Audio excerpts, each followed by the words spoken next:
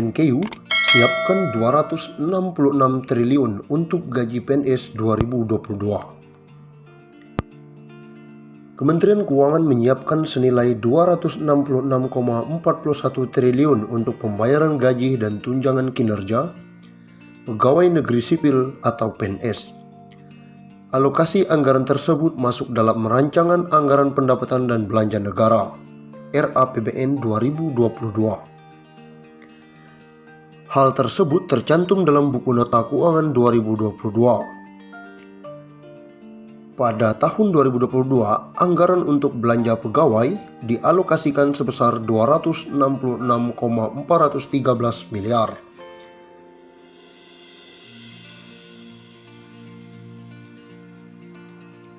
Alokasi untuk gaji dan tunjangan PNS tersebut merupakan bagian dari belanja senilai 940,57 triliun dalam RAPBN 2022. Umumnya ada 4 hal penting dalam mempertimbangkan belanja kementerian atau lembaga. Pertama, kelanjutan kegiatan vaksinasi dan reformasi sistem kesehatan nasional.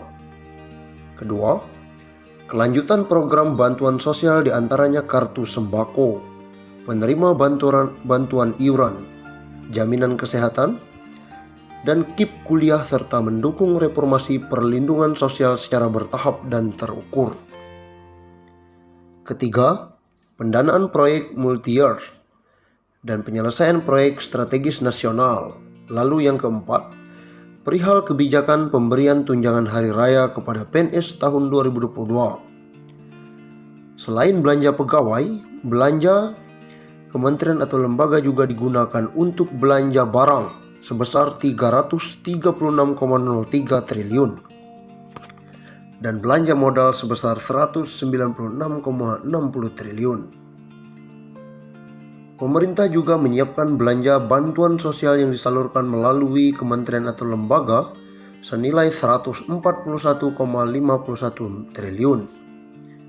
Alokasi tersebut akan digunakan untuk melanjutkan program bantuan sosial seperti program Keluarga Harapan, kartu sembako, iuran PBI JKN, dan program KIP kuliah.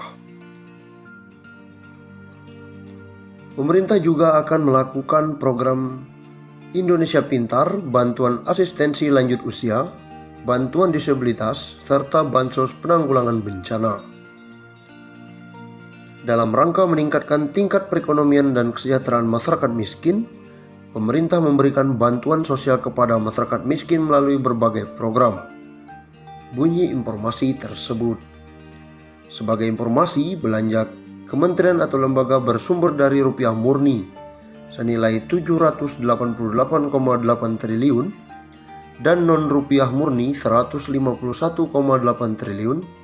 Pada 2022, belanja kementerian atau lembaga lebih rendah dibandingkan outlook APBN 2021 yakni 1059,4 triliun. Undang-Undang Republik Indonesia Nomor 11 tentang pensiun pegawai dan pensiun janda atau duda bahwa perlu menetapkan peraturan tentang pemberian pensiun pegawai dan pensiunan janda atau duda sebagai jaminan hari tua dan penghargaan atas jasa-jasa dalam dinas pemerintah kepada pegawai negeri yang sesuai dengan ketentuan-ketentuan dalam Undang-Undang Kepegawaian. Undang-Undang tentang pensiun pegawai dan pensiun janda atau duda. Pensiunan pegawai dan pensiunan janda atau duda menurut undang-undang diberikan sebagai jaminan hari tua dan sebagai penghargaan atas jasa-jasa pegawai negeri selama bertahun-tahun bekerja dalam dinas pemerintah. Pensiunan pegawai, pensiun janda atau duda, dan tunjangan-tunjangan serta bantuan-bantuan di atas pensiun yang dapat diberikan berdasarkan ketentuan-ketentuan dalam undang-undang. Bagi pegawai negeri sipil atau bekas pegawai negeri sipil yang terakhir sebelum berhenti sebagai pegawai negeri sipil atau meninggal dunia, berhak menerima gaji atas beban anggaran pendapatan dan belanja negara menjelang pembentukan dan penyelenggaraan sesuatu dana pensiun yang akan diatur dengan peraturan pemerintah dibiayai sepenuhnya oleh negara, sedangkan pengeluaran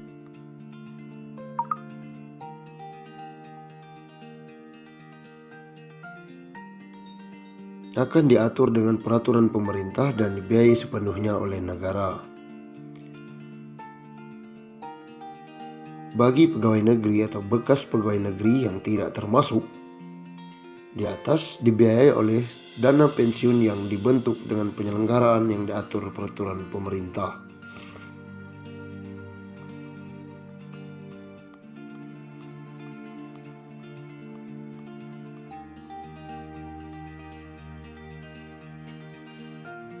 Undang-undang ini diadakan sebagai pelaksanaan ketentuan dalam pasal 19 Undang-Undang Pokok Kepegawaian yang menentukan bahwa jaminan hari tua pegawai negeri yang diantara lain berupa pensiun bagi pegawai negeri sendiri dan pensiun janda atau duda harus diatur undang-undang mengingat keadaan penghidupan masyarakat Indonesia. Sesuai dengan ketentuan dalam Undang-Undang Pokok Kepegawaian, maka peraturan pensiun yang baru ini mempunyai sifat pokok. Pensiun diberikan sebagai jaminan hari tua, sebagai penghargaan atas jasa-jasa pegawai selama bekerja bertahun-tahun dalam dinas pemerintah. Kedua sifat dari pensiun itu telah menentukan penyatuannya dalam pasal 19. Undang-undang ini yang menentukan 3 syarat pokok untuk memperoleh hak pensiunan, yaitu telah mencapai usia sekurang-kurangnya 50 tahun, memiliki masa kerja untuk pensiun sekurang-kurangnya 20 tahun.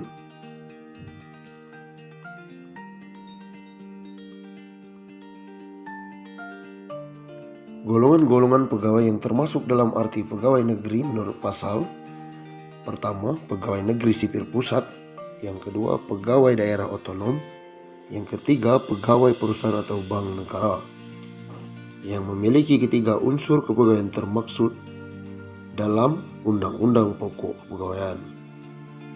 Dengan gaji terakhir yang berhak diterima dimaksudkan juga gaji menurut pangkat anumerta. Ada tunjangan juga dari pemerintah.